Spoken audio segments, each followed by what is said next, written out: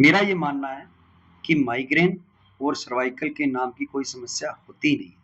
बच्चा बिस्तर पे पेशाब कर रहा है, बच्चा अपने आप को कंट्रोल नहीं कर पा रहा है, इसके लिए एक बहुत ही ऐसी मैं आपको चीज़ बताने जा रहा हूँ, शहद, हनी। अगर बच्चे को थोड़ा-थोड़ा शहद सुबह-शाम चटाया जाए, तो इस समस्या से छुटकारा पाया जा सकता है। शहद कौन सा? हमने एक ऐसा योग तैयार किया है, जिससे गेहूँ की एलर्जी और दूध की एलर्जी को पूर्णतः ठीक किया जा सकता है। सुबह-सुबह वात का समय होता है, दिन में पित्त का समय होता है और शाम को कफ का समय होता है। तो इसके अकॉर्डिंग अपने इस चीज़ को मैनेज कर सकते हैं, समझ सकते हैं कि ये गैस का अभी हार्ट का पेन, कार्डियक पेन है या गैस का दर्द है। जीवन सुख दुख की है छाया, स्वस्थ तन प्रसन्न मन, प्राप्त धन, जीवन सुंदर लगता है भाया। नमस्कार मित्रों, आरबी टॉक शो में आज हमारे विशेष मेहमान है वैद्य वरुण गुप्ता जी, जो लगभग 75 वर्षों से इनका परिवार आयुर्वेद के क्षेत्र में सक्रिय है। राधेश्याम आयुर्वेद भवन लगभग आप सब परिचित है। वैद्य वरुण गुप्ता जी से जो जानकारी हम प्राप्त करेंगे वो मुख्य रूप से आयुर्वेद के संबंध में करेंगे कि आयुर्वेद से शरीर को स्वस्थ कैसे रखा जा सकता है। विभिन्न रोगों के बारे में बात करेंगे, चाहे वो रोग महिलाओं से संबंधित हो, शिशु से संबंधित हो, बच्चों से संबंधित हो, युवाओं से संबंधित हो या वृद्धजनों से संबंधित हो। और काफी सारे ऐसे रोग जिनका अभी जो चलन है वो इन दिनों बढ़ता जा रहा है। सर नमस्कार जी। नमस्कार राजेश जी। वरुण जी, आयुर्वेद मूलतः जीवन शैली है या चिकित्सा पद्धति है? आयुर्वेद जीवन शैली भी है और चिकित्सा पद्धति भी है। आयुर्वेद जीवन शैली अपने आयुर्वेद को अपनाते हैं तो अपने जीवन शैली में आयुर्वेद को अपनाए बिना अपने एक स्वस्थ जीवन शैली अपना ही नहीं सकते। और चिकित्सा पद्धति इसलिए है क्योंकि आज आयुर्वेद ने चिकित्सा में वो आयाम स्थापित किए हैं जो नई नई रिसर्च हो रही है कि चिकित्सा पद्धति के साथ साथ अपने आयुर्वेद को जीवन शैली भी जरूर जरूर कहेंगे। भगवान धन्वंतरी जी को बहुत मानते हैं जो आयुर्वेद चिकित्सा से जुड़े हुए लोग हैं। चरक संहिता का भी जिक्र आता है, क्या कहेंगे आप? भगवान धन्वंतरी जो अमृत कलश लेके अपने बीच में आए, तो भगवान धन्वंतरी तो आयुर्वेद की मूल है, भगवान धन्वंतरी आयुर्वेद के देव हैं।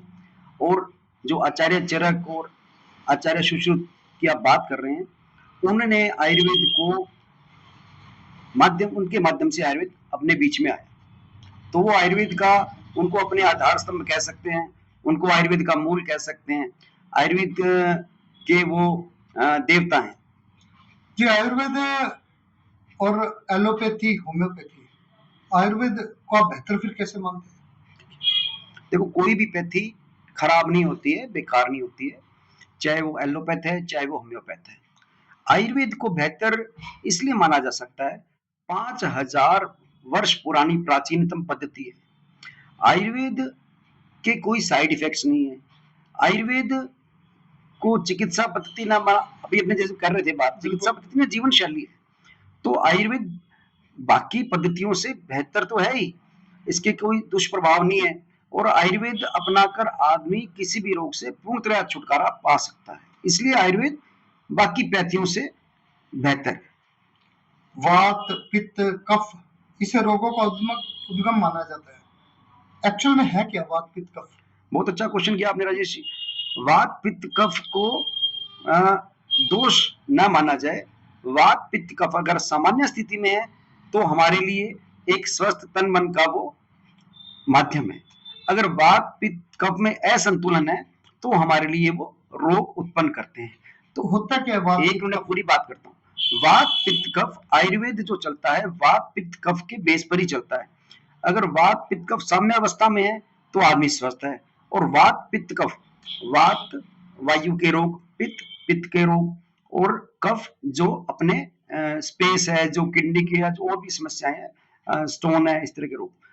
तो वात, पित्त, कफ का साम्य अवस्था में रहना आदमी को स्वस्थ रखता है और वात, पित्त, कफ का असंतुलन आदमी को, एक व्यक्ति को रोगी बनाता है। श्री गंगानगर टेम्परेचर कभी तो 50 डिग्री पार, कभी माइनस के पास पहुंच जाते हैं हम लोग। ठीक है, ये जो विषमतापूर्ण जलवायु है, इसमें कैसे स्वस्थ रह सकते हैं आयुर्वेद के अनुसार? राजेश जी, अपने इस बारे में अपने आप को सौभाग्यशाली मानेंगे कि अपने यहाँ पर सर्दी भी बहुत ज्यादा होती है और अपने यहाँ पर गर्मी भी बहुत ज्यादा होती है। तो अपने को भगवान ने इस लायक बनाया है, अपना जो एक बॉडी का जो इम्यून सिस्टम इतना स्ट्रोंग है कि अपने लोग इतनी सर्दी को भी झेल जाते हैं और इतनी गर्मी को भी झेल जाते हैं। अब अपने आप ये कहेंगे कि अपने उसके अनुकूल अपने शरीर को कैसे बनाएं, ये चीज है, ये स्वतः ही बन जाती है। हाँ, इसमें को बहुत ज्यादा गर्मी है, अपने को उसका ध्यान रखना चाहिए, और बहुत ज्यादा सर्दी है तो बहुत ज्यादा ध्यान रखना चाहिए। जलवायु परिवर्तन के अकॉर्डिंग अपने शरीर को साम्य रखना, यही आयुर्वेद है। महिलाओं के जो रोग रहते हैं, बेसिकली आज हम देखते हैं कि 13-14 साल की बच्ची है, जैसे पीरियड्स शुरू होते हैं तो पीरियड्स अनियमित हो जाती है। बिल्कुल राजेश जी, इस टॉपिक पे अपने बहुत लंबी चर्चा कर सकते हैं, लेकिन अपने इसको शॉर्ट में आपको मैं बताना चाहूंगा कि जो छोटी बच्चियां हैं जिनको अभी पीरियड स्टार्ट हुए, बिल्कुल। अपने पूरे भारतवर्ष में इसका एक ड्रॉबैक ही रहेगा कि मदर्स को या बच्चियों को वो एजुकेशन ही नहीं है जो उनको मिलनी चाहिए। इसके लिए मेरा पर्सनली जो सोच है कि एजुकेशन सिस्टम में इसका एक प्रावधान होना चाहिए कि बच्चियों को उसके बारे में नॉलेज हो कि उनको कब मेंसेस पीरियड स्टार्ट हो रहे हैं, उनको अपना कैसे ध्यान रखना है, अपने पेरेंट्स को उसके बारे में क्या बताना है। अभी क्या है कि बच्चियां, छोटी छोटी बच्चियां पीसीओएस पीसीओडी से ग्रसित हो रही हैं, तो वो क्या है कि बता ही नहीं पाती कि उसको उस समय जो उनको पेन हो रहे हैं, जो हार्मोन चेंजेस हो रहे हैं, इसके बारे में उनको जागरूक करना बहुत बहुत जरूरी है। ये जो पीसीओडी ये शब्द आपने बोला, एक्चुअल में क्या है, क्या ये? देखिए, आज से 10-15-20 वर्ष पूर्व पीसीओडी और पीसीएस को बारे में ज्यादा चर्चा नहीं थी। अभी क्या, ये बहुत कॉमन प्रॉब्लम हो गई है। अगर एक प्रॉपर डाइट, प्रॉपर जीवन शैली को फॉलो किया जाए तो कोई भी एज ग्रुप है, चाहे वो बच्ची है, चाहे वो यंग कोई लड़की है, या वो मैरिड वुमेन है, महिला है, तो वो पीसीओएस पीसीओडी से अपना बचाव कर सकती है। एक नॉर्मल वो अपना जो एक डाइट है या एक हल्का फुल्की कुछ औषधि है उनको लेकर के वो पीसीओएस पीसीओडी से अपना बचाव कर सकती है। आपने मुझसे पूछा कि पीसीओएस पीसीओडी है क्या, ये क्या है कि ओवरीज में और यूट्रस में कुछ सिस्ट या कुछ फाइब्रोइड्स का फॉर्मेशन हो जाता है, जिसका कारण भी यही है कि आप छोटी छोटी चीजें हैं जो बढ़ते बढ़ते पीसीओएस पीसीओडी का रूप ले लेती हैं, जैसे कि समय पे ना खाना है, गलत खाना पीना है। ये बहुत लंबी चर्चा है, तो इसमें मैं आपको पूरा डिटेल बताऊंगा। पीसीओडी है यूट्रस में और ओवरीज में सिस्ट का निर्माण हो जाना, जिससे क्या होता है कि पीरियड डिस्टर्ब हो जाते हैं। आयुर्वेद में इसका इलाज है? आयुर्वेद में इसका बहुत अच्छा ट्रीटमेंट है। पीसीओएस पीसीओडी का तो आयुर्वेद में इलाज भी है और इसका पूर्णतः इलाज है, जिससे कि दोबारा ये प्रॉब्लम होती भी नहीं है। अभी इसकी वजह से मैंने जो देखा है, मेरे पास जो पेशेंट आते हैं तो इनफर्टिलिटी से बहुत ज्यादा परेशान है, तो और उनको हार्मोन चेंजेस बहुत हो रहे हैं। ठीक है, लेडीज को कम उम्र में अपना यूट्रस मूव करवाना पड़ता है, तो उससे बचाव के लिए आयुर्वेद अपना करके इस समस्या से निश्चित रूप से छुटकारा पाया जा सकता है। कितने समय का ये उपचार रहता है? पीसीओएस पीसीओडी को मिनिमम 3 मंथ से 6 मंथ का टाइम लगता है क्योर होने में। अगर प्रॉब्लम बहुत ज्यादा बड़ी नहीं है तो 3 मंथ में ये क्योर हो सकता है। ये एक आजकल बड़ी परेशानी का कारण बना हुआ है। हम सुबह उठते हैं, मोबाइल को देखते हैं और अचानक से पता चलता है कि यार ये बंदा दुनिया से चला गया। यस यस, साइलेंट अटैक जिसे बोला जाता है, साइलेंट अटैक है क्या? ठीक है राजेश जी, अपने ने अभी कुछ देखा है, कुछ लोग जिम कर रहे हैं, कुछ लोग उनकी लाइफस्टाइल ऐसा हो गया कि उनके पास खाने का टाइम ही नहीं है, उनके पास एक टाइम पे सोने का उनका कोई ऐसा निर्धारित नहीं है। ये जो एक लाइफस्टाइल है ना अपना, और जो गलत खाना पीना है, या एक स्ट्रेस लेवल है, आदमी दौड़ा जा रहा है, उसको पता ही नहीं है कि उसे अपने लिए कब टाइम निकालना है। और भी बहुत सारी ऐसी चीजें हैं जो क्या है कि साइलेंट हार्ट अटैक का कारण बन रही है। अभी रिसेंटली मैंने सुना कि एक हॉस्टल में बच्ची सोई रह गई रात को 12 बजे। बच्ची की उम्र 22-23 साल की, और उसको 10 मिनट्स के इंटरवल पे उसको 2 अटैक आए और बच्ची सोई रही, 22 साल की बच्ची।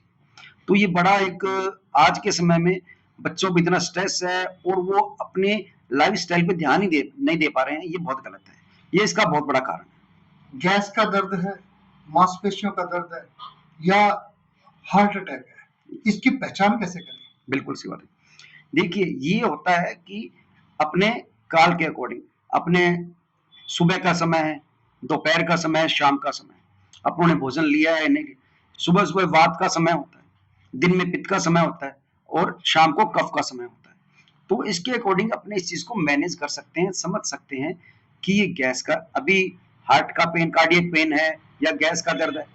सामान्यतः क्या है कि अगर आपके कमर में दर्द हो रहा है तो गैस का दर्द भी हो सकता है। आपकी चेस्ट में पेन हो रहा है तो कार्डियक पेन ही हो, ऐसा जरूरी नहीं है। तो इसके अपने एज के अकॉर्डिंग अपनों ने क्या खाया है, अपने कब सोए हैं, अपने कब उठे हैं, अपने को कितनी अच्छी नींद आई है, ये कई चीजें हैं जिससे आप इस चीज का पता लगाया जा सकता है कि ये गैस का दर्द है या कार्डियक पेन है या किसी और तरह का दर्द है। हृदयाघात से बचा कैसे जा सकता है? कौन सी वो लाइफस्टाइल है या आयुर्वेद के अनुसार जिसे कहा जाता है कि 40 के बाद ये समस्या बहुत बढ़ जाती है? हृदयाघात या हार्ट अटैक के बारे में राजेश जी मैं आपको बताना चाहूंगा कि इससे बचाव आयुर्वेद को अगर सही ढंग से अपनाया जाए, अपने योग है, मेडिटेशन है, अपने एक प्रॉपर डाइट प्लान है, अपने अपने बिजी लाइफस्टाइल में अपने लिए टाइम ही नहीं निकाल पा रहे, अपने अपने सिर्फ अपने ऊपर की सुंदरता पर ध्यान दे रहे हैं, अपना हृदय क्या काम कर रहा है, अपने कुछ ऐसी चीजें हैं जैसे अर्जुन साल है या अपना लिपिड प्रोफाइल चेक करवा करके या अपना सारा अपने इसको अगर कुछ अपने लिए टाइम निकालें तो कार्डियक अटैक सेकंड क्या है कि देखो कोई एज आज के समय अपने देखते हैं किसी भी एज में कार्डियक अटैक आ रहा है तो अपने 40 साल या 60 साल या 20 साल की बात तो कर ही नहीं सकते। बात यह है कि अपने स्वस्थ रहें, अपना कुछ गलत खान पान ना हो, अपनी कुछ ऐसी चीजें ना ले, अपने हृदय पे लोड कम पड़े, अपने ब्लड का सर्कुलेशन अच्छा रहे, तो रक्तचाप को कंट्रोल करना है, जो कोलेस्ट्रॉल लेवल हो गया इसको मैनेज करना है, ये सब चीजें अपने हृदयाघात से अपने को बचाव करवा सकते हैं। डायबिटीज या जिसे हम शुगर भी कह देते हैं, ये एक्चुअल में रोग है और होता किस वजह से है? डायबिटीज एक प्रमेय रोग है, मधुमेह, शुगर, डायबिटीज अपने इसको कुछ भी कह सकते हैं, और ये एक प्रमेय रोग है। डायबिटीज आमतौर पे 40 प्लस एज ग्रुप में अपने देखा जाता है। आज हर घर में आपको डायबिटीज का पेशेंट मिल जाएगा। डायबिटीज से बचाव अगर अपने ये अपने कहेंगे चीनी खाने से डायबिटीज होता है, ऐसा बिल्कुल भी नहीं है। अगर अपने प्रॉपर अच्छा पानी पीते हैं और अपने बहुत ज्यादा सैर करते हैं, मैंने पिछले कुछ वर्षों में देखा है, जो कि मेरा ये कहना बहुत बड़ी बात होगी, मैंने कुछ पेशेंट्स की को शुगर कंट्रोल ही नहीं जाते हुए देखा है कि शुगर खत्म ही हो गई। शुगर लेवल जिनकी HbA1c 12 पे 13 पे थी, उनकी HbA1c 5.5 5.9 पे आ रही है और उन्होंने दवाइयां बंद कर दी है, उनका इंसुलिन बंद हो गया है, उनका कोई भी मेडिसिन कोई किसी भी तरह की फॉलो नहीं कर रहे हैं और उनकी शुगर बिल्कुल कंट्रोल है। आयुर्वेद में मधुमेह को निश्चित रूप से कंट्रोल तो किया ही जा सकता है। मैंने कुछ पिछले कुछ वर्षों में देखा है कि शुगर जड़ से चली गई, जो कि अपने मानते ही नहीं है। तो आयुर्वेद में सब कुछ संभव है। कितने वर्ष हो गए आपको इस क्षेत्र में? हमारे परिवार को 4 पीढ़ियां हो गई राजेश जी, 75 से 80 वर्ष हो गए और मुझे पर्सनल इस आयुर्वेद में कार्य करते को लगभग 25 वर्ष हो गए। शुरुआत कहाँ से हुई आपकी? शुरुआत मेरे दादाजी ने आयुर्वेद का जो सबसे पुराना चिकित्सालय कहें हमारे दादाजी ने स्थापित किया श्री गंगानगर में। हमारे बड़े ताऊ जी, क्या शुभ नाम आपके दादाजी का? वैद्य लक्ष्मी नारायण जी गुप्त मेरे दादाजी, उन्होंने आयुर्वेद के उन्होंने निर्माणशाला भी स्थापित की, उन्होंने घर पे वो दवाइयां बनाते थे।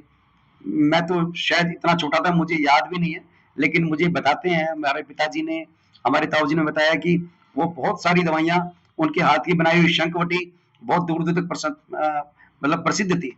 वो पंचस्कार चूर्ण, त्रिफला चूर्ण और बहुत सारी औषधियां मेरी दादी जी, मेरी ताई जी, मेरी माता जी घर पे जड़ी बूटियां पीसती थी और दवाइयों का निर्माण होता था, ऐसा मैंने सुना है। और क्या क्या कार्य किए जाते हैं आपके द्वारा? हमारा पूरा परिवार आयुर्वेद में इसमें आयुर्वेद की सेवा में लगा हुआ है जी। हमारी खुद की निर्माणशाला है, हमारा खुद का पंचकर्मा सेंटर है, हम बच्चों को स्वर्ण प्राशन करवाते हैं और भी बहुत सारे प्रकल्प है जो हमारे परिवार के द्वारा चल रहे हैं आयुर्वेद में। स्वर्ण प्राशन पे खूब जोर देते हैं आपके, ये बच्चों को करवाना चाहिए और कैंप खूब लगाते हैं इसको लेकर, तो स्वर्ण प्राशन है क्या? और स्वर्ण प्राशन प्राशन का निर्माण कैसे होता है? ठीक है, मैं आपको इसमें डिटेल में बताता हूँ। स्वर्ण प्राशन हिंदू धर्म में 16 संस्कारों में से एक संस्कार है। स्वर्ण प्राशन बच्चे के जन्म से लेकर 16 वर्ष तक दिया जा सकता है। स्वर्ण प्राशन बच्चे की ओवरऑल हेल्थ के लिए, बच्चे की इम्यूनिटी के लिए, बच्चे की ग्रोथ के लिए, आज स्वर्ण प्राशन बच्चों के लिए एक बहुत महत्वपूर्ण और उपयोगी, मतलब इसके लिए संस्कार बन गया है जो बच्चों को करवाना ही चाहिए। बच्चे की हाइट नहीं बढ़ रही है, बच्चा बार बार भूल रहा है, बच्चे की याददाश्त कमजोर है। स्वर्ण प्राशन, स्वर्ण भस्म, शहद और ब्राह्मी घृत, जिसमें वचा, शंखपुष्पी, अन्य जड़ी बूटियां होती है, इसके द्वारा इसका निर्माण होता है। और स्वर्ण प्राशन जन्म से लेकर 16 वर्ष तक बच्चों को जरूरी करवाना चाहिए। कॉस्टली बहुत रहता है। स्वर्ण प्राशन बिल्कुल भी कॉस्टली नहीं है। आपने बहुत अच्छा क्वेश्चन किया। अभी कल ही मेरे पास गुजरात से किसी का फोन था कि सर स्वर्ण प्राशन हमको कोई बता रहा है जो स्वर्ण प्राशन महंगा है, 7 से 8 हजार रुपए का है, वो स्वर्ण प्राशन ज्यादा अच्छा है, और जो 1000 या 1500 रुपए का है वो बढ़िया नहीं है। ऐसा बिल्कुल भी नहीं है। स्वर्ण प्राशन की एक डोज मात्र 40 से 50 रुपए कॉस्ट करती है। स्वर्ण प्राशन बिल्कुल भी महंगा नहीं है। स्वर्ण प्राशन के बारे में क्योंकि जो चीज प्रचलित होती है फिर लोग उसका मार्केटिंग यूज करते हैं, ऐसा बिल्कुल भी नहीं है। स्वर्ण प्राशन आप घर पर बना सकते हैं। मैं आपको बताऊंगा स्वर्ण प्राशन आप घर पे निर्माण कैसे कर सकते हैं। और स्वर्ण प्राशन बनाना ज्यादा मुश्किल भी नहीं है, आप घर पे बनाइए, और इसकी कॉस्ट बिल्कुल भी ज्यादा नहीं है। मैंने क्या बताया आपको, 40 से 50 रुपए सिंगल डोज है इसकी। स्वर्ण प्राशन बिल्कुल भी कॉस्टली नहीं है। अक्सर आज का जो दौर है उसमें विवाह विलंब से हो रही है, संतानोत्पत्ति एक बड़ी बाधा के रूप में सामने आ रही है। राजेश जी, अभी अपने बात कर रहे थे पीसीओएस पीसीडी, महिलाओं के बारे में अपने बात करें। अभी जो महिला है या पुरुष है, बच्चे अपने करियर बनाने के चक्कर में अब उनकी जो अपने इसको ये भी नहीं कह सकते कि वो जानबूझकर देरी कर रहे हैं। मान लो उनकी स्टडी है या उनकी जो भी एक पूरा जो कोर्स है उसको प्रोटोकॉल को फॉलो करते हैं तो उनकी 27-28 साल तक हो ही जाती है। अब बच्चा बीच में स्टडी छोड़ दे या वो शादी करे, ये भी ऐसा संभव नहीं है। आमतौर पे अपने देखा है। लेकिन इससे क्या होता है कि जो महिलाएं हैं उनमें जो ओवुलेशन का जो सिस्टम रहता है, जो हार्मोन इम्बैलेंस रहता है, जो पुरुष हैं और उनके अंदर भी जैसे अपने माने की जो कि एक एज के अकॉर्डिंग जैसे बढ़ती एज में तो ये दिक्कतें आती है जो इनफर्टिलिटी का रूप लेती है। तो इस तरह की समस्या बहुत ज्यादा हुई है और इस समस्या ने आगे बढ़ा दिया आईवीएफ को, जो कि बहुत बहुत गलत है। इसलिए करियर के साथ साथ अगर समय से शादी हो, समय से बच्चे हो, तो मैं इस चीज को ज्यादा अच्छा मानता हूं, न कि अपने आईवीएफ को सहारा लेकर या अन्य किसी माध्यम से अपने बाद में इस चीज से परेशान हो। ऐसा नहीं होना चाहिए। तलाक खूब हो रहे हैं इन दिनों में और लगातार बढ़ते ही जा रहे हैं। उसमें एक कारण है, जहां तक हमें समझ में आता है, कि वैचारिक मतभेद के साथ साथ पति पत्नी की जो निकटता है उसमें कमी भी एक कारण मानते हैं। ये बहुत महत्वपूर्ण टॉपिक आपने छेड़ दिया राजेश जी। तलाक होने के बहुत सारे कारण हैं। इसका एक बड़ा कारण ये मैं मानूंगा कि देरी से विवाह, क्योंकि जो सामंजस्य एक विवाहित जीवन में होना चाहिए, इसके अंदर अपने चिकित्सा का या स्वास्थ्य का बात अलग से करें। रीजन क्या है कि जब विवाह देरी से होगा तो एक जो तालमेल बैठना चाहिए वो बैठ ही नहीं पाता है। और इसका कारण यही है कि समय से विवाह हो और अपने एक ऐसे संस्कार हो जिससे कि तलाक ना हो तो अच्छी बात है। और बहुत सारी चीजें इसमें डिटेल में चली जाएगी, तो इसको अपने एक तलाक होने को आयुर्वेद से थोड़ा अलग रखे तो ज्यादा अच्छा रहेगा। नहीं, ऐसे बहुत सारी समस्याएं रहती हैं जिसमें मुख्य रूप से ये रहता है कि पति पत्नी का जो संबंध रहते हैं यस यस। उसमें संतुष्टिपूर्ण जीवन एक बड़ी कमी के नजर आती है। देखिए, अगर डाइवोर्स होने का, तलाक होने का मुख्य कारण अपने ये माने कि उनका जो एक फिजिकल या जो एक रिलेशन रहता है, अगर उसमें उनको पूर्णतः संतुष्टि नहीं है, तो इसमें आयुर्वेद का बहुत बड़ा रोल है। जैसे हमने इन दिनों में मैंने बहुत केस देखे हैं पिछले कुछ वर्षों में, सीमन काउंट की समस्या है, ठीक है, प्रेगनेंसी नहीं हो पा रही है, ठीक है, इसमें महिला और पुरुष दोनों का योगदान है। उसके अलावा जो अपने एक फिजिकल जो परफॉर्मेंस होती है, जो एक कपल चाहता है, जो बिल्कुल। हस्बैंड वाइफ चाहते हैं, इसमें आयुर्वेद का बहुत बड़ा रोल है। अगर आयुर्वेद अपनाया जाए तो इस तरह की कमी को निश्चित रूप से दूर किया जा सकता है। क्या इसकी भी कोई चिकित्सा रहती है? बिल्कुल चिकित्सा रहती है, जैसे जिसे मैंने हाँ, जिसे कहें भी अक्सर हम कहते हैं भी शुक्राणुओं में कमी आ गई है। यस, मैं आपको ये कह रहा हूँ, जैसे सीमन काउंट अपने बोल रहे थे अभी शुरुआत में, तो इसका आयुर्वेद में तो बहुत बढ़िया इलाज है, बहुत अच्छा इलाज है आयुर्वेद की, बहुत बढ़िया बढ़िया। और ज्यादा ऐसा भी नहीं कि बहुत वो कोई कॉस्टली ट्रीटमेंट है।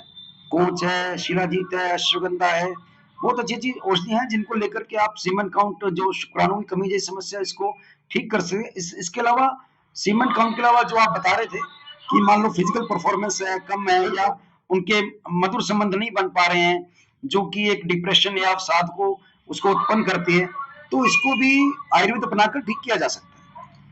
पति पत्नी दोनों को गाड़ी के पहिए कहा जाता है कि गाड़ी तभी सुचारू रूप से चलती है जब दोनों पहिए बिल्कुल ठीक हो।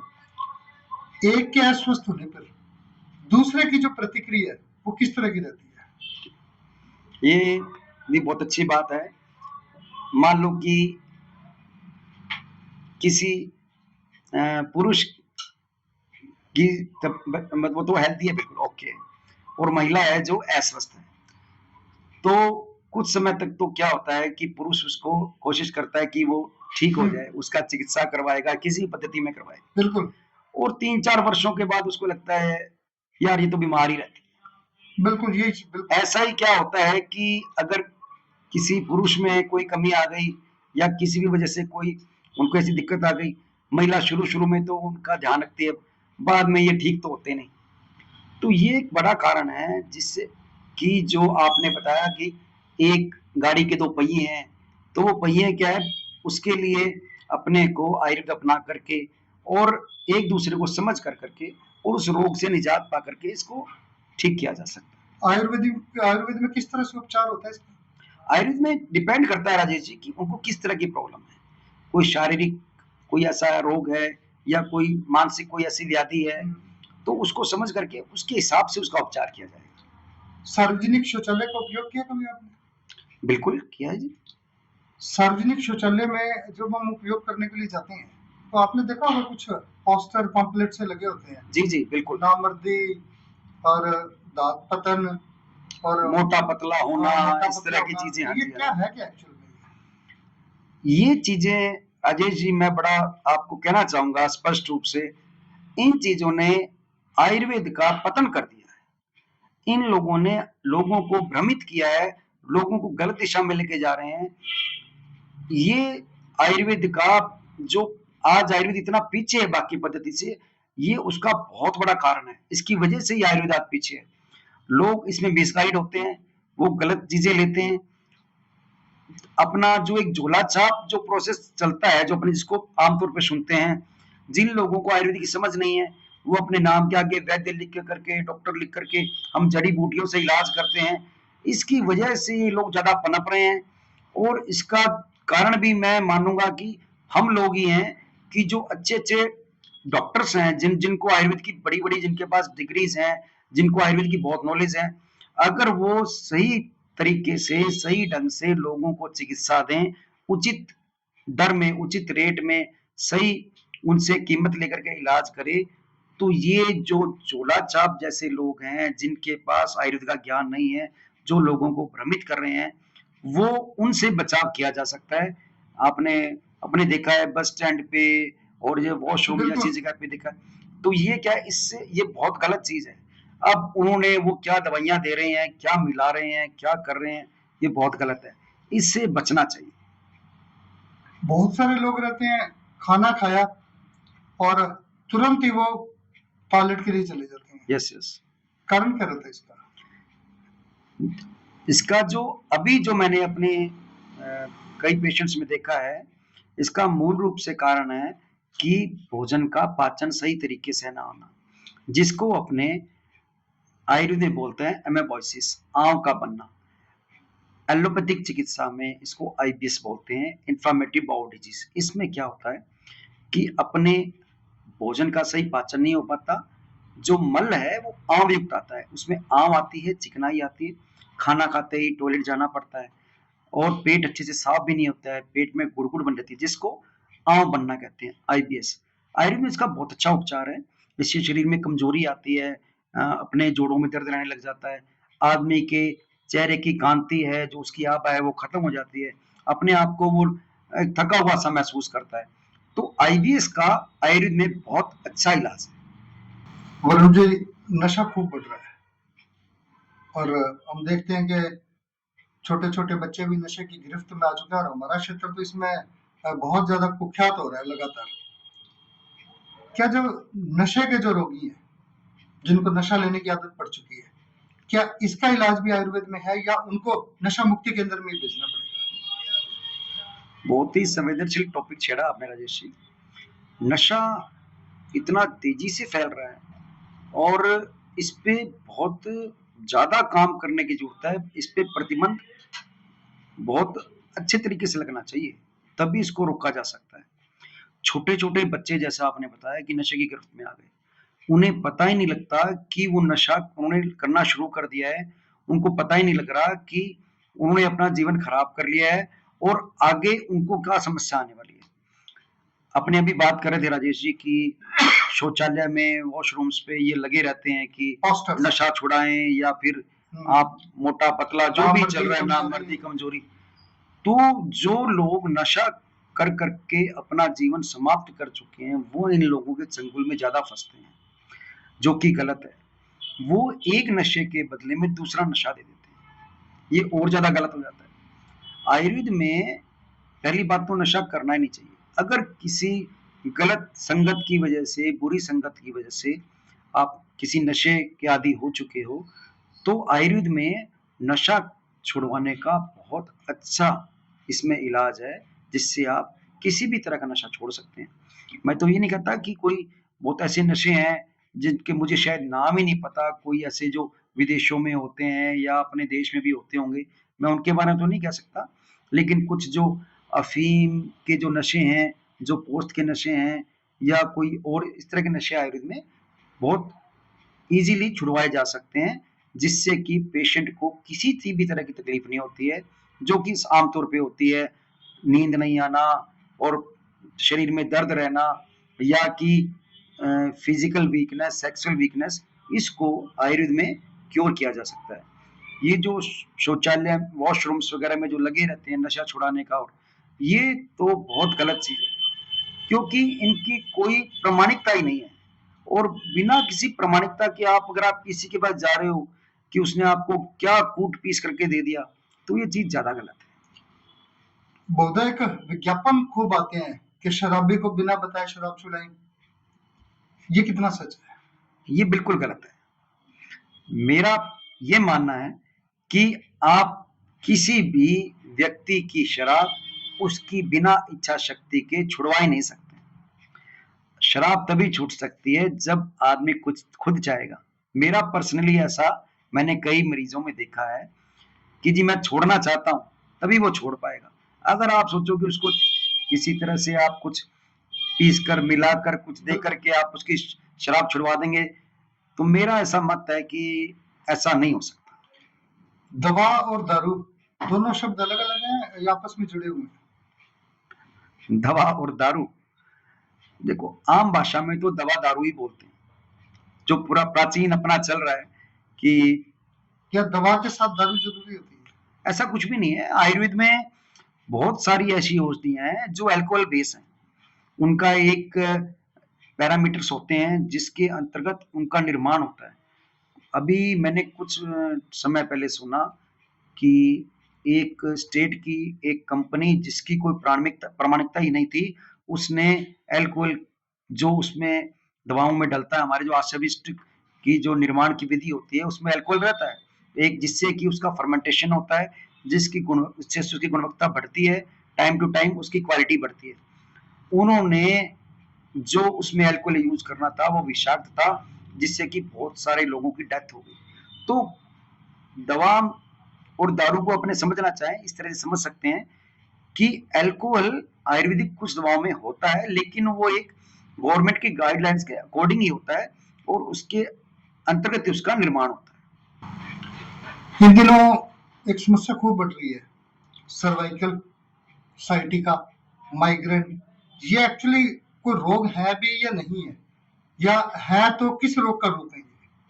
आपने 3 चीजें बोली, सर्वाइकल, साइटिका और माइग्रेन। माइग्रेन, बिल्कुल। मैं आपको पहले माइग्रेन और सर्वाइकल के रूप में बताना चाहूंगा। मेरा ये मानना है कि माइग्रेन और सर्वाइकल के नाम की कोई समस्या होती नहीं। अब कुछ लोग कहेंगे जी इसके तो हजारों पेशेंट हैं, लाखों पेशेंट हैं, लोग कितने कितने टाइम से दवाएं खा रहे हैं, जिनको सर्वाइकल है, जिनको माइग्रेन है, तो क्या जो दवाएं खा रहे हैं उन दवाओं को खाकर ठीक हुए हैं? सर्वाइकल जो है उसको मैं कहना चाहूंगा वो एक तरह की जकड़न है, स्टिफनेस है। माइग्रेन जो है, माइग्रेन वात और पित्त का दोष है। अगर वात और पित्त को बैलेंस किया जाए तो माइग्रेन जैसी कोई समस्या नहीं है। पेशेंट को आमतौर पे अम्ल पित्त की समस्या है, जिसको अपने एसिडिटी, हाइपर एसिडिटी बोलते हैं, उसको गैस्ट्राइटिस है, उसको गैस बन रही है। अगर गैस को, पित्त को, अम्ल पित्त को कंट्रोल कर लिया जाए तो माइग्रेन जैसी कोई समस्या ही नहीं है। अपने सिंपल सिंपल जो कि सर्वाइकल के लिए कुछ ऐसी योग हैं, कुछ ऐसी एक्सरसाइज हैं, अपन उसको फॉलो करें तो स्टिफनेस खत्म हो जाएगी और सर्वाइकल जैसी कोई समस्या ही नहीं रहेगी। तीसरी बात जो आपने बोली, साइटिका, जिसको आयुर्वेद में रिंगण भाव के नाम से जाना जाता है। साइटिका में क्या होता है कि साइटिक नर्व के अंदर जो भी इंफ्लामेशन है, जो उसमें जो दूषित जो रक्त चला जाता है, उसके लिए शीराभेद के नाम से, रक्त मोक्षण के नाम से एक प्रोसेस है, जिसे साइटिका को बहुत जल्दी और इसको पूर्णतया ठीक किया जा सकता है। साइटिका नाम की प्रॉब्लम होती है जिसको आयुर्वेद में रिंगण भाव बोलते हैं, और इसको बहुत ही जल्दी और बहुत ही कम दवाओं से इसको ठीक किया जा सकता है। पंचकर्मा क्या होता है? पंचकर्मा आयुर्वेद का ही एक विभाग है। पंचकर्मा आयुर्वेद की एक ऐसी विधा या ऐसा प्रोसेस है जिसके बारे में अपने कहेंगे कि पंचकर्मा से आप अपने संपूर्ण शरीर का शोधन कर सकते हैं, शुद्धि कर सकते हैं, डिटॉक्स कर सकते हैं। पंचकर्मा में कुछ प्रोसेस रहती है, जिससे अभ्यंग है, स्नेहन है, संवेदन है, अपना शिरोधारा है, वमन है, विरेचन है। इन चीजों को अपना करके आप स्वस्थ जीवन और सुखी जीवन पा सकते हैं। पंचकर्मा को एक शब्द में कहना चाहें तो पंचकर्मा अपने शरीर की आंतरिक शुद्धि है। युवा शारीरिक रूप से कैसे मजबूत रहे? जिम के माध्यम से, व्यायाम के माध्यम से, या जीवन शैली को सुधार कर? युवाओं को स्वस्थ रहने के लिए अगर वो अपना एक प्रॉपर पूरा अपने शरीर के लिए अगर वो थोड़ा समय निकाल लें तो स्वस्थ रह सकते हैं, जिसके अंदर अपने प्रातः ब्रह्म मुहूर्त से उठने से लेके जो दिनचर्या आयुर्वेद में बताई गई है कि अपने को खाना कब खाना चाहिए, खाने के बाद क्या खाना चाहिए, खाने से पहले क्या खाना चाहिए, अपने को पानी कब पीना चाहिए, पानी, बच्चा बिस्तर पे पेशाब कर रहा है, बच्चा अपने आप को कंट्रोल नहीं कर पा रहा है, इसके लिए एक बहुत ही ऐसी मैं आपको चीज बताने जा रहा हूँ, शहद, हनी। अगर बच्चे को थोड़ा थोड़ा शहद सुबह शाम चटाया जाए तो इस समस्या से छुटकारा पाए, युवा स्वस्थ रह सकता है, और स्वस्थ युवा ही एक स्वस्थ समाज का निर्माण करता है। सर, गेहूं की एलर्जी, दूध की एलर्जी, जबकि हम गेहूं सदियों से खा रहे हैं, दूध लगातार हम पीते हैं, और हमारे बड़े बड़े बुजुर्ग तो क्या कह गए हैं कि घर में दूध, दही, इसका उपयोग ज्यादा से ज्यादा होना चाहिए। तो ये एलर्जी की श्रेणी में किस तरह से आ गई है? ठीक है, ये सारी जो चीज है, जो ये बहुत बड़ा विषय है, गेहूं की एलर्जी, दूध की एलर्जी, और भी कई टाइप्स की फूड एलर्जी होती है, अपने डस्ट एलर्जी होती है। अपने बात करते हैं गेहूं और दूध एलर्जी की। अपनी जो इंटेस्टाइन्स रहती है, जो अपनी आंतें रहती हैं, इसमें जो गेहूं है उसमें ग्लूटेन की मात्रा रहती है। वो एलर्जी गेहूं से नहीं होती है, वो ग्लूटेन से होती है। और ग्लूटेन फ्री आजकल ये आटा चल रहा है जो फ्लोर पे अवेलेबल हो जाता है, तो लोग कहते हैं कि आप गेहूं खाना छोड़ दीजिए। ये बिल्कुल गलत है। आयुर्वेद में हमने दीपन पाचन पे काम करके हमने एक ऐसा योग तैयार किया है जिससे गेहूं की एलर्जी और दूध की एलर्जी को पूर्णतया ठीक किया जा सकता है। मैंने कुछ डॉक्टर्स को सुना है कि गेहूं और दूध की एलर्जी तो कभी ठीक ही नहीं होती, ऐसा बिल्कुल भी नहीं है।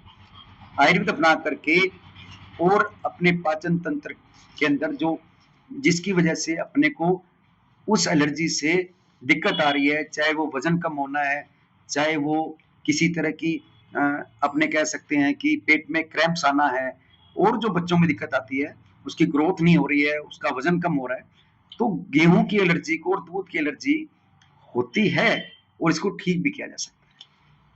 महिलाओं में सजना संवरना एक बड़ा चाव रहता है महिलाओं को, उसके लिए कॉस्मेटिक का प्रोडक्ट्स काफी सारे आते हैं जिनमें खूब सारे दावे भी किए जाते हैं, आप क्या कहेंगे इस पर? मैं आपको महिलाओं और पुरुष दोनों के लिए बताता हूँ। राजेश जी, स्वस्थ आदमी स्वस्थ है तो सब कुछ है, और स्वस्थ आदमी की क्या परिभाषा होगी? आयुर्वेद में इसको बहुत अच्छे तरीके से बताया गया है। सम दोषा सम अग्नि सम धातु मलह क्रिया प्रसन्ना आत्मा इंद्रिय मन स्वस्थ इति विधीयते। इसको अपने थोड़ा खुलकर बात करें, वात पित्त कफ तीनों दोष, सम दोषा सम अग्नि, 13 प्रकार की अग्नि आयुर्वेद में बताई गई है अग्नि। सम धातु रस रक्त मांस मेद अस्थि मज्जा शुक्र, ये सारी धातु हैं। सम दोषा सम अग्नि सम धातु मल क्रिया, अपना मूत्र, अपना पुरीश और अपना सवेद, जिसको अपने पसीना बोलते हैं, इनका जो सिस्टम बिल्कुल सही रहे, अपनी आत्मा इंद्रियां, अपनी ज्ञानेंद्रियां, अपनी कर्मेंद्रियां, 5 ज्ञानेंद्रियां होती है राजेश जी, 5 कर्मेंद्रियां होती है। ज्ञानेंद्रियां, कर्मेंद्रियां और मन, ये स्वस्थ रहें, ये खुश रहें। जब ये सब सही रहेगा, आत्मा प्रसन्न रहेगी, वो आदमी स्वस्थ आदमी कहलाता है। आयुर्वेद में स्वस्थ की ये परिभाषा है। अगर अपने मोबाइल में फिल्टर लगाकर कोई फोटो ले लेते हैं तो स्वस्थ या उसको खुश मन नहीं कह सकते अपने। बिल्कुल। तो महिलाएं हैं चाहे पुरुष हैं, महिलाओं में अपने थोड़ा सजना संवरने का, जैसे आपने बताया, तो स्वस्थ रहने के लिए अपने को वात पित्त कफ से लेके अपने दोषों को, इसके अपने जो धातु हैं, जो अपना पेट साफ रहने का सिस्टम है, जो अपने एक प्रॉपर निद्रा है कि अपने को अच्छी नींद आए, ये सब चीज ही अपने को अंदर से और बाहर से स्वस्थ और खुश बनाती है, तभी अपने सुंदर लगेंगे, चाहे वो पुरुष है चाहे वो महिला है। युवाओं में अक्सर हम देखते हैं कि जब बच्चा 18 साल का होता है तो टीनेज क्रॉस करता है जैसे ही, तो कील मुहासे और चेहरे पे काफी सारे दाग धब्बे, ये समस्याएं आ जाती हैं, जिसको सामान्य शब्दों में हमारे लोग कह देते हैं भी ये जवानी का असर है। हाँ, सामान्य भाषा में अपने इसको कहते हैं कि ये युवा अवस्था में ऐसी चीजें सामान्य सी बात है। बिल्कुल। लेकिन ये हार्मोन चेंजेस होते हैं। बच्चियां, छोटी लड़कियां इस चीज से ज्यादा अपने आप को परेशान पाती हैं कि ये क्या हो गया मेरे को ये पिंपल्स क्यों हो रहे हैं, मेरे को एक्ने क्यों हो रहे हैं, अभी जैसे अनवांटेड हेयर्स होते हैं, ये सब हार्मोन्स इम्बैलेंस है, चाहे वो लड़का हो चाहे वो लड़की हो। तो इसमें क्या है कि वही है कि अपने थोड़ा खान पान सही रखें, और अपने आयुर्वेदिक कुछ ऐसी सिंपल औषधियां जो रक्त शोधक का काम करती हैं, जिससे कि पेट के अंदर आम ना बने, आम का संचय ना हो, जो अपने आईबीएस की बात कर रहे थे। तो इससे क्या है कि इन चीजों से थोड़ा बहुत तो हो सकता है, लेकिन इतनी ज्यादा दिक्कत नहीं होगी, इससे बचाव किया जा सकता है। विज्ञापन आते हैं कि बालों को पुनः उगाएं, कितना ठीक है, क्या ऐसा संभव है? बालों को पुनः उगाना तो संभव नहीं है, बालों का बचाव संभव है। और कुछ केसेस में जिसमें कि अचानक किसी कारण से हेयर लॉस हो गया है, तो उसमें बालों को दोबारा उनको उगाया जा सकता है, उनको रीगेन किया जा सकता है। इसमें मैंने पहले भी कई जगह मैंने बताया है कि अगर तिल के तेल का पादाभ्यंग किया जाए रात्रि में, आंवले का, त्रिफला का, इन चीजों का यूज किया जाए तो बालों को पुनः उगाया जा सकता है। डिपेंड करता है कि अपना हेयर लॉस हुआ किस वजह से, हेरिडिटी है तो फिर ये चीज बड़ा मुश्किल है। और बालों को उगाने का कुछ लोग दावा करते भी हैं, बालों को बचाया जा सकता है, बालों को संभाला जा सकता है, बालों को जड़ से काला भी किया जा सकता है, लेकिन इसमें बहुत समय लगता है। अपने सोचे कि महीने 2 महीने में अपने ऐसा कुछ कर लें, तो ऐसा संभव नहीं है। असमय बाल सफेद हो जाते हैं, काफी सारे तेल बाजार में है, क्या उससे बाल पुनः काले हो जाते हैं? मेरा ये मानना है कि सिर्फ कोई चीज लगाने से बाल काले नहीं होंगे।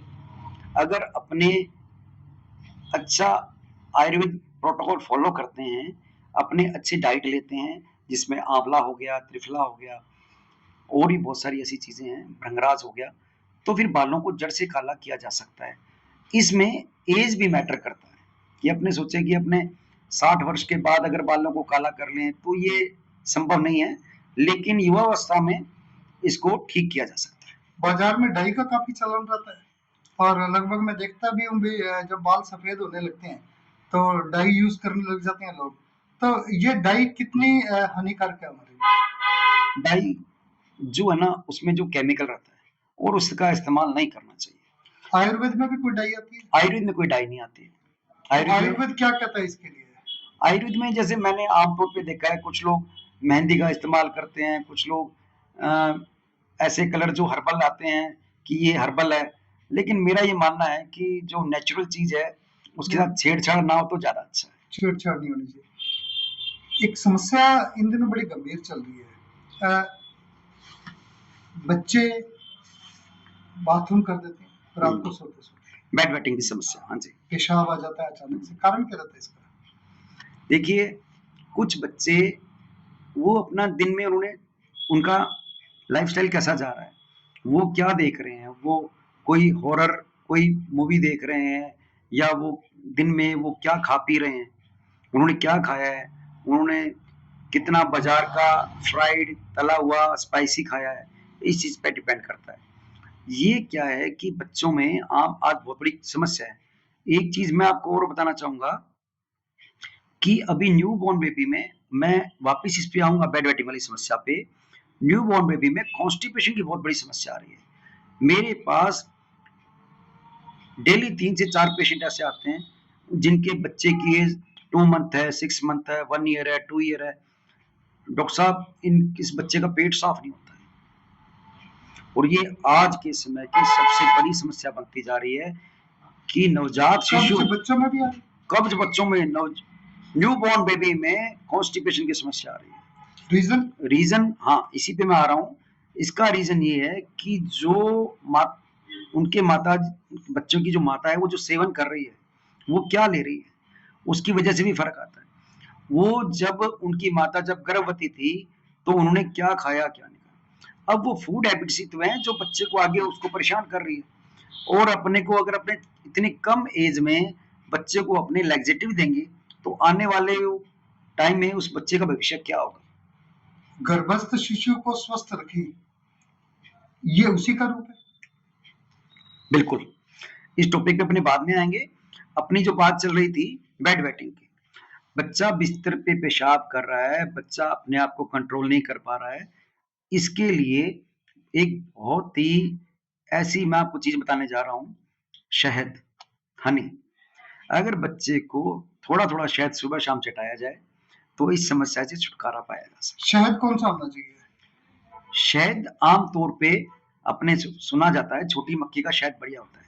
अच्छा शहद होना चाहिए, असली शहद होना चाहिए, और बच्चे को दिया जाना चाहिए, और बेड वेटिंग की समस्या से छुटकारा पाया। असली नकली की पहचान कैसे करें? जीवन शैली बड़ी व्यस्त है और आम आदमी को तो पता ही नहीं चलता कि ये असली शहद है या नकली है। शहद की पहचान, आप अगर आप किसी प्रमाणिक अच्छी कंपनी का शहद ले रहे हैं तो अच्छा है, आप खुला शहद उपयोग ना करें।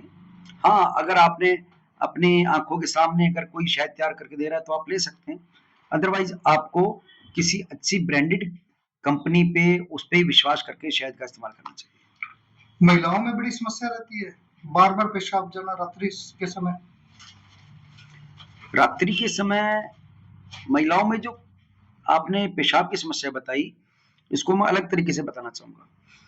महिलाओं में खांसने से, हंसने से, या और भी किसी कारण से वो अपने मूत्र के प्रवाह को रोक नहीं पाती हैं, और उनको उनके जैसे भी उनके क्लॉथ्स वगैरह खराब हो जाते हैं। तो ये बहुत बड़ी समस्या आ रही है।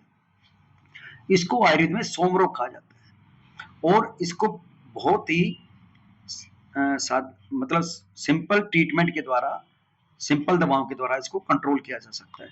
सोम रोग में यूरिन के प्रवाह को रोक नहीं पाना, जो मूत्र का जो है उसको रोक नहीं पाना, ये सोम रोग कहलाता है और आयुर्वेद में इसका उपचार है। पुरुषों में जो समस्या है कि रात को बार बार यूरिन आ रहा है, इसके बहुत सारे कारण हो रहे हैं, जिसमें कारण हो सकते हैं।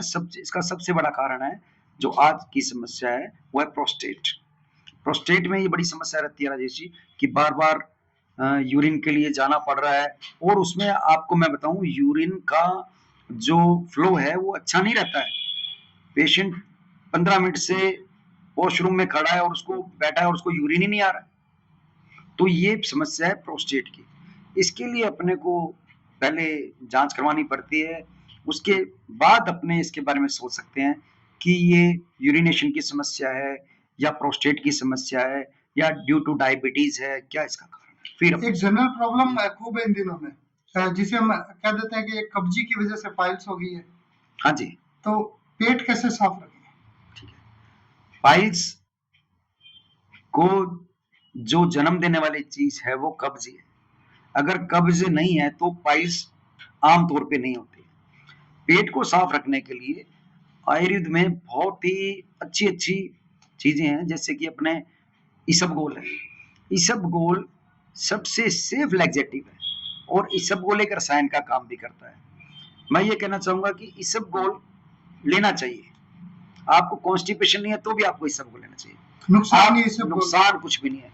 आप त्रिफला ले सकते हैं। त्रिफला से अगर आपका पेट साफ नहीं हो रहा है तो आप पंचस्कार चूर्ण ले सकते हैं। ऐसी बहुत सारी चीजें हैं जो आप लेकर के आप सुबह सुबह आप आंवले का सेवन कीजिए, सुबह सुबह खाली पेट त्रिफला का सेवन कीजिए, तो इससे आप कब्ज जैसी जो जटिल समस्या है उससे छुटकारा पा सकते हैं। आंखों की रोशनी कैसे बढ़ सकती है? या सिर्फ चश्मा ही एकमात्र उपाय? नहीं नहीं, देखिए चश्मा जो है वो इसलिए होता है कि जो विजन है अपना, जो आई साइट है वो और ज्यादा खराब ना हो, वो उस चीज को उस पर कंट्रोल करता है। नेत्र ज्योति बढ़ाने के लिए अगर सुबह सुबह खाली पेट 1 चम्मच शतावरी का चूर्ण गाय के दूध के साथ लिया जाए तो मैं ये मानता हूं कि आप इस चश्मे से छुटकारा पा सकते हैं। तो नेत्र ज्योति बढ़ाने के लिए बहुत सारी चीजें हैं आयुर्वेद में, और मैंने जैसे आपको बताया शतावरी चूर्ण का 1 चम्मच सुबह सुबह गाय के दूध के साथ लिया जाए तो निश्चित रूप से आप चश्मे से छुटकारा पा सकते हैं। सर इन दिनों परीक्षाओं का समय चल रहा है, विद्यार्थी परीक्षाओं में व्यस्त हैं और बड़ा स्ट्रेस का समय रहता है ये, तो विद्यार्थी परीक्षा के जो तनाव है उसको कैसे कंट्रोल करें? राजेश जी, इस बारे में बहुत चर्चाएं चलती रहती है। मैंने अभी प्रधानमंत्री मोदी जी का एक इंटरव्यू सुना, वो समय समय पर इस बारे में बताते रहते हैं। इंस्पायर आप मोदी जी से? मैं हर किसी अच्छे आदमी से इंस्पायर हूँ जिससे जो कि लोगों की स्वास्थ्य की बात करे, लोगों के हित की बात करे, और नरेंद्र मोदी जी भी उनमें से एक हैं। मैंने उनके कुछ इंटरव्यू सुने, कुमार विश्वास के सुने, तो वो अगर अच्छी बात करते हैं, चाहे वो किसी भी दल किसी भी से संबंधित, तो उससे कोई फर्क नहीं, जो हित की बात करे वो अच्छा ही लगता है। तो बच्चों को स्ट्रेस लेवल कम रहे, इसके लिए क्या है कि सबसे ज्यादा जरूरी है कि वो घर में अपने पेरेंट्स से, अपने दादा दादी से, अपने भाई बहन से, उससे एक संवाद बनाए रखें। आज स्ट्रेस आने का रीजन क्या है कि अपने किसी से बात ही नहीं कर रहे, अपने खुल के हंस ही नहीं रहे, अपने एक दिखावटी हंसी हंस रहे हैं। बच्चा अपने गेम्स में, अपने मोबाइल में ही बिजी है, और वो कितनी जल्दी जल्दी रील्स को घुमा रहा है, देखिए आप, उसका जो एक कंसंट्रेशन पावर है बिल्कुल जीरो हो गई है। तो इसके लिए जरूरी है कि वो एक हेल्दी टॉक कन्वर्सेशन अपने फैमिली में रखे जो कि उसके स्ट्रेस लेवल को कम करेगी। उसके अलावा आयुर्वेद में ब्राह्मी है, शंखपुष्पी है, वचा है, बहुत सारी जड़ी बूटियां हैं जिससे कि उसकी मेमोरी पावर है, उसका कंसंट्रेशन है, उसका स्ट्रेस लेवल है, कम हो सकता है। यौवन को बरकरार कैसे रखा जाए? यौवन को बरकरार कैसे रखा जाए? यौवन में बहुत सारी चीजें। यौवन को बरकरार रखने के लिए आप खुश रहिए, आप यौवन बरकरार। आयुर्वेद में यौवन का एक जो तात्पर्य है या मतलब है गलत ले लिया जाता है। नहीं, गलत क्यों सर? गलत मैं बताता हूँ आपको। यौवन से मेरा जो अर्थ है वो बड़ा स्पष्ट है कि सुंदरता को कैसे मेंटेन रखें, हाँ, हंसमुख कैसे रहें, हाँ, और जब भी किसी से मिले बड़ी गर्मजोशी से मिले, हाँ। ये यौवन के रूप है सर। यौवन के रूप, हाँ, बिल्कुल। ये आपने बिल्कुल सही कहा, ये यौवन है।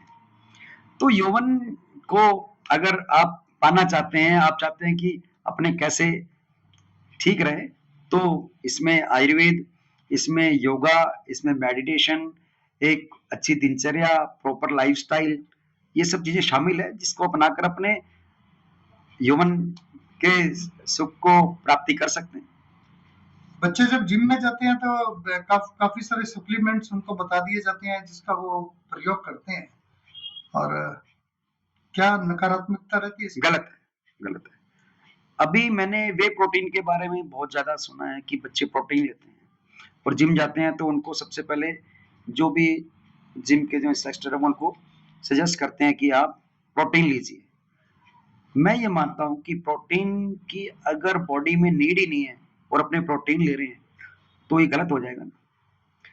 तो प्रोटीन सीधा ना लेकर के जो नेचुरल प्रोटीन है, जो अपनी किचन है, जो अपनी रसोई है, वो बहुत अच्छी चीज है। अगर अपने उसको फॉलो करें, अपनी अच्छी चीजें लें, तो फिर प्रोटीन की जरूरत नहीं है और लेना भी नहीं चाहिए। क्योंकि मैं नहीं मानता कि आज आपको कोई इतना प्रॉपर बता रहा है कि आपको इसके लिए आपको एक हेल्दी डाइट प्लान लेना चाहिए, न कि आप प्रोटीन लें। सर यूरिक एसिड क्या है? खूब सुनने में आता है कि यूरिक एसिड का प्रॉब्लम चल रहा है। आयुर्वेद में यूरिक एसिड को वात रक्त के नाम से जाना जाता है। यूरिक एसिड में आमतौर पे क्या होता है कि पैरों की पिंडलियों में और अपने जॉइंट्स में पेन होता है। यूरिक एसिड की समस्या बॉडी में प्रोटीन बढ़ने से होती है।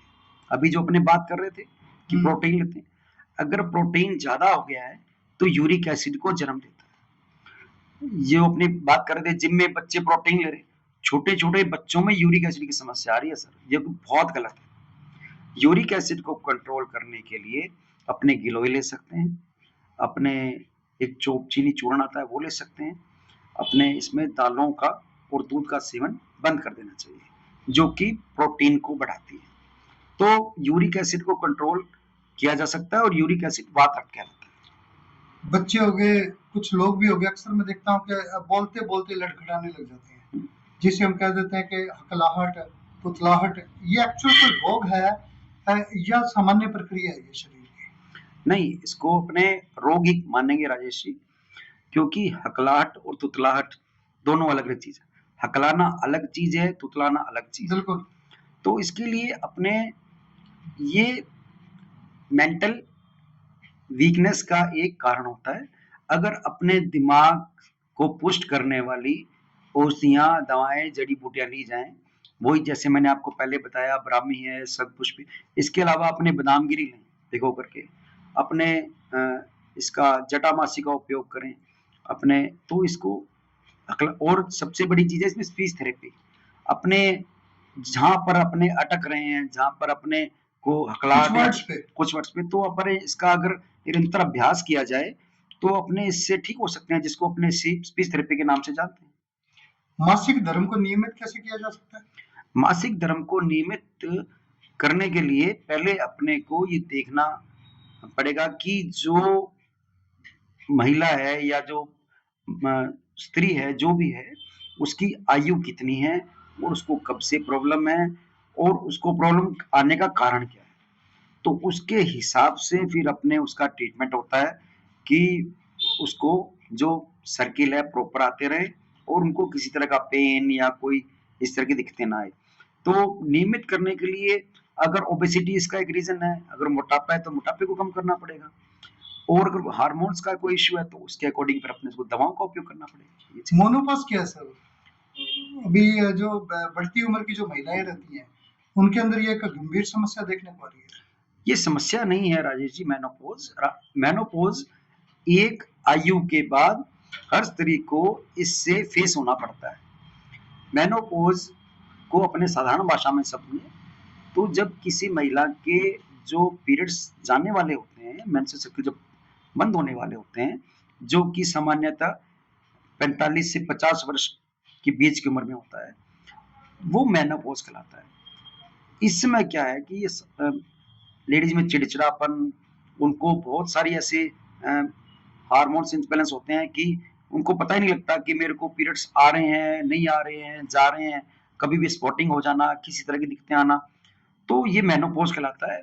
और आयुर्वेद में कुछ ऐसी जड़ी बूटियां हैं, कुछ ऐसी दवाएं हैं जिनके उपयोग से मेनोपॉज की कठिन जो पीरियड, जो उनका टाइम है, जो समय है, उससे आसानी से महिलाएं निकल सकती हैं, उनको दिक्कत कितने नहीं वर्ष पूर्व पता लगने लग जाता है कि मेनोपॉज आ रहा है? ऐसा अपने इस बारे में कुछ नहीं कह सकते। मेनोपॉज मैंने आपको बताया 45 से 50 वर्ष की उम्र में, किसी किसी महिला को 40 वर्ष की उम्र में मेनोपॉज हो सकता है। तो अपने इसका एक क्राइटेरिया नहीं कह सकते कि इस उम्र में मेनोपॉज ही आएगा। वो उसके आयु बल के अनुसार होता है कि उसको कब मेनोपॉज हो। सर, अल्सर और पाइल्स में क्या फर्क है? टॉयलेट में कई बार लोग जाते हैं तो ब्लड ब्लड आता है, तो वो अल्सर रहता है या पाइल्स रहता है? मोस्टली हम इसे पाइल्स ही मानते हैं। बहुत अच्छा क्वेश्चन किया आपने राजेश जी, और इसके बारे में मैं आपको बताना चाहूंगा कि आमतौर पे टॉयलेट में ब्लड आने को लोग पाइल्स ही मानते हैं, जैसा आपने बताया। ऐसा नहीं है। वो लोगों को इस बारे में जागरूक करने की जरूरत है कि अगर टॉयलेट में जो ब्लड आ रहा है वो मोशन के पहले आ रहा है, बाद में आ रहा है, ड्रॉप्स के रूप में आ रहा है, पिचकारी के रूप में आ रहा है, या जो टॉयलेट है, जो स्टूल उसके साथ मिक्स होके आ रहा है, अगर वो उसके साथ मिक्स होके आ रहा है तो वो अल्सर भी हो सकता है। ओके। और अगर अलग से आ रहा है, जो फ्रेश ब्लड आ रहा है अगर, तो फिर वो पाइल्स हो सकता है। पाइल्स के बारे में मैंने आपको पहले भी बताया। पाइल्स में अपने को कॉन्स्टिपेशन होगा, पाइल्स में अपने को पाइल्स मास होंगे, बाहर की तरफ अंदर की तरफ मस्से होते हैं जिनको अपने हेमरोइड्स कहते हैं। अपने चर्चा करें अल्सर की। अल्सर राजेशी दो तरह का होता है, पेप्टिक अल्सर और इंटेस्टाइन का अल्सर। इंटेस्टाइन के अल्सर में क्या रहता है कि मोशन जितनी बार बार बार मोशन होंगे, पाइल्स में क्या होता है, कॉन्स्टिपेशन होता है, इसमें क्या नंबर ऑफ मोशन ज्यादा होते हैं, जिसको अपने अल्सरेटिव कोलाइटिस कहते हैं। ये अपने रेक्टम से लेके जो अपनी लार्ज इंटेस्टाइन है वहां तक फैला होता है। इसमें जो अपने आम भाषा में आंतों में छाले, ग्रहणी बोलते हैं इसको, ग्रहणी रोग बोलते हैं आयुर्वेद में। मोशन बार बार होना, मोशन में म्यूकस चिकनाई आना और मोशन में ब्लड आना, ये अल्सरेटिव कोलाइटिस है। और मैं आपको बताना चाहूंगा, बड़े गर्व के साथ बताना चाहूंगा कि पिछले कुछ वर्षों में हमने अल्सरेटिव कोलाइटिस के सैकड़ों रोगी ठीक किए। पूरे भारतवर्ष से नहीं, मैंने ऑस्ट्रेलिया, न्यूजीलैंड, कनाडा, यूएसए के भी कुछ रोगी अल्सरेटिव कोलाइटिस के ठीक किए। एलोपैथिक चिकित्सा में ये माना जाता है कि ये कभी भी ठीक होने वाली समस्या नहीं है। आयुर्वेद में एक विधा है जिसको हम पपट्टी कल्प के नाम से जानते हैं। पपट्टी कल्प के द्वारा अल्सरेटिव कोलाइटिस जैसी गंभीर समस्या को निश्चित रूप से पूर्णतया ठीक किया जा सकता है। फैटी लिवर किसे कहते हैं सर? फैटी लीवर आज हर, स्पेशली मैं मैन कहना चाहूंगा, वुमेन नहीं, हर पुरुष की कॉमन समस्या हो गई है फैटी लीवर।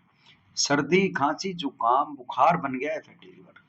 और फैटी लीवर के अंदर क्या है, अपने लीवर में सूजन आ जाती है, जिसकी अपने लीवर का जो सबसे मेन बॉडी का बिगेस्ट अपना जो पार्ट है स्टमक का, लीवर है। लीवर नहीं अपने सारे एंजाइम का सीक्रेशन करना होता है। लीवर में सूजन आ जाना वो फैटी लीवर कहलाता है। फैटी लीवर के अंदर अपचन होना, खून की कमी होना, पेट में गैस बनना, पेट में भारीपन रहना, ये सब चीजें फैटी लीवर कहलाती है। स्किन का ट्रीटमेंट इतना महंगा क्यों रहता है? त्वचा रोग जब भी होते हैं तो लंबा समय तक चलते हैं, ट्रीटमेंट भी बहुत लंबा चलता है। त्वचा रोग मूलतः होते कैसे हैं? देखिए, स्किन के ट्रीटमेंट की बात करें तो अलग चीज है, और त्वचा रोग की बात करें तो त्वचा रोग होने का कारण यही है कि अपने अपने शरीर का ध्यान ही नहीं रख पा रहे हैं, अपने पास टाइम ही नहीं है। अपने कोई कॉस्मेटिक का यूज करके अपने चाहते हैं कि 2 मिनट में अपना चेहरा चमक जाए, तो ऐसा नहीं होता है। एलोपैथिक चिकित्सा में स्किन ट्रीटमेंट का बहुत जल्दी रिजल्ट है, लेकिन वो लंबे समय के लिए नहीं है। जब तक आपने एलोपैथिक चिकित्सा का सेवन किया है, तब तक आपका जो स्किन का कोई भी इश्यू है, चाहे वो सोराइसिस है, चाहे वो एक्जिमा है, चाहे वो डर्मेटाइटिस है, एनीथिंग एल्स, अपने कुछ भी कहें, मान लो नॉर्मल एक्ने है या कोई कुछ भी है, तो उसमें एक बार तो एलोपैथिक चिकित्सा में उसका जल्दी आराम आ जाता है। आयुर्वेद में अगर थोड़ा धैर्य के साथ, ज्यादा लंबा भी नहीं, 2-3 महीने भी अगर सेवन किया जाए, तो स्किन की किसी भी समस्या से, जिसमें सोराइसिस जैसी गंभीर समस्या है, मैंने सोराइसिस के लोगों जो पेशेंट जो पीड़ित है सोराइसिस से, उनको पूर्णतः ठीक होते देखा। सोराइसिस होता किस वजह से है? सोराइसिस एक ऑटोइम्यून डिसऑर्डर है। ये किसी भी एज ग्रुप में किसी को भी हो सकता है। ऐसा नहीं है कि सोराइसिस अपने बचाव करें तो सोराइसिस ना हो, ऐसा नहीं है। सोराइसिस कभी भी किसी भी एज ग्रुप में हो सकता है। अक्सर कई बार ऐसा होता है कि हम बैठे हैं और बैठे बैठे पैर सुन्न हो गए, वर्किंग मूवमेंट में नहीं है, और ऐंठन भी आने लग जाती है और झंझनाहट सी होती है। ऐसा लगता है कई बार कि जैसे बॉडी को टच किया तो करंट आ रहा है इसके अंदर। क्या रहता है सर ये? राजेश जी, इसमें अपने को एज ग्रुप मैटर करता है। पेशेंट को डायबिटीज तो नहीं है। डायबिटिक पेशेंट में मैंने आमतौर पे देखा है कि उनके पैरों में सूनापन आता है, उनका बॉडी बैलेंस नहीं बन पा रहा है, वो चलते हैं तो वो बैलेंस नहीं कर पाते हैं, तो ये एक डायबिटीज का सबसे बड़ा रीजन है। उसके अलावा जो ब्लड का सर्कुलेशन है, जो रक्त का प्रवाह है अपने पूरे शरीर में, वो इस पे बहुत महत्वपूर्ण रोल प्ले करता है। कोरोना काल काफी लंबा सा चला, एक बेसिक प्रॉब्लम देखने में आया और आमजन को भी तभी पता लगा कि ऑक्सीजन लेवल भी होता है। आमजन का इस शब्द से परिचय नहीं था, भाई ऑक्सीजन लेवल अप है डाउन है। अभी खैर कोरोना काल तो निकल चुका है, लेकिन उसकी जो यादें हैं, कड़वी यादें भी हैं। ऑक्सीजन लेवल कैसे मेंटेन रहता है? ऑक्सीजन लेवल कोविड में ही लोगों को पता लगा ऑक्सीजन लेवल क्या चीज होती है।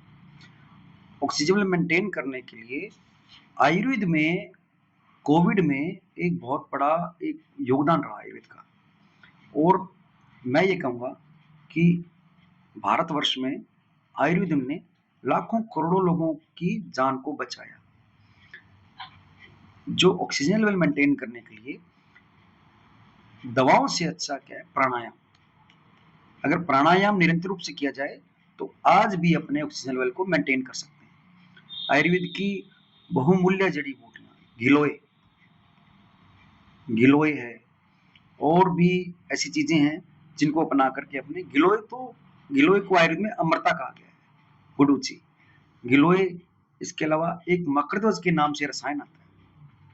अगर मकरध्वज का सेवन किया जाए और किसी अच्छे वैद्य, अच्छे चिकित्सक की देख रेख में किया जाए, मकरध्वज और गिलोय का सेवन करके ऑक्सीजन लेवल को मेंटेन किया जा सकता है। सर सोने की प्राइस बड़ी बढ़ रही है, 93-94 हजार रुपए के करीब हो गया है। सोना चलते चलते चलते इस लेवल पे आ गया है कि सोना अब आम आदमी की पहुंच से दूर हो गया है। उतना ही दूर हो गया जितना स्वर्ण भस्म आम आदमी की पहुंच से दूर रहती है। क्या ये जो स्वर्ण भस्म बनती है, ये इसी सोने से बनती है? बिल्कुल, स्वर्ण भस्म सोने से ही बनती है, प्योर सोने से बनती है। स्वर्ण भस्म को अग्नि की पुट देकर तैयार किया जाता है, जिससे क्या है कि स्वर्ण भस्म की जो लागत है वो सोने से कई गुना ज्यादा होती है। स्वर्ण भस्म प्योर स्वर्ण से ही तैयार की जाती है।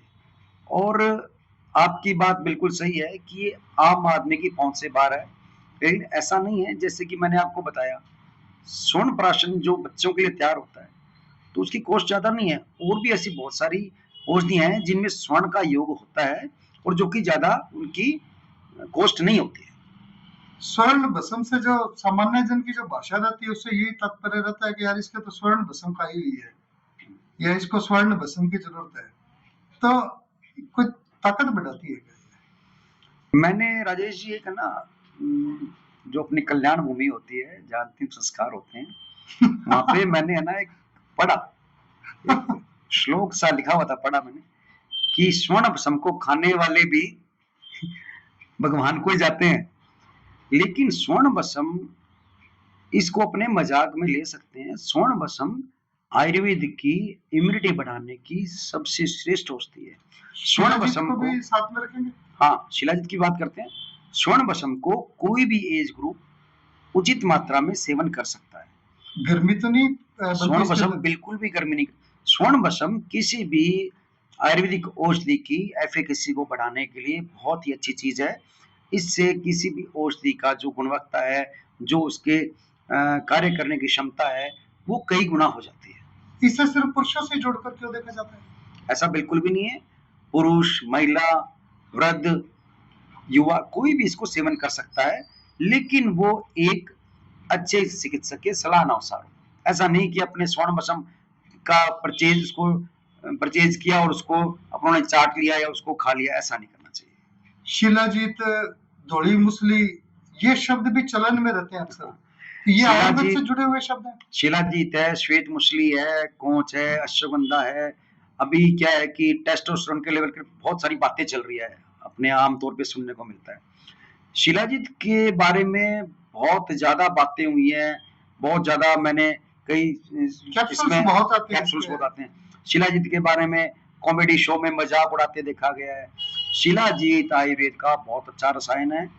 शिलाजीत का अगर मैं मुख्य रूप से बोलूं कि इसका सबसे जो जो सबसे ज्यादा इसका जो रोल है अपनी बॉडी में, मोटापे को कम करने का रोल है। सेकंड नंबर पे शिलाजीत अपने बॉडी से कोलेस्ट्रॉल को कम करता है, क्योंकि जो मेद है, जो चर्बी है, वही कोलेस्ट्रॉल है। शिलाजीत का अगर तीसरा मुख्य रूप से रोल माना जाए तो जोड़ों के दर्द में बहुत अच्छा काम करता है। शिलाजीत का सेक्स से कोई संबंध नहीं है सीधा।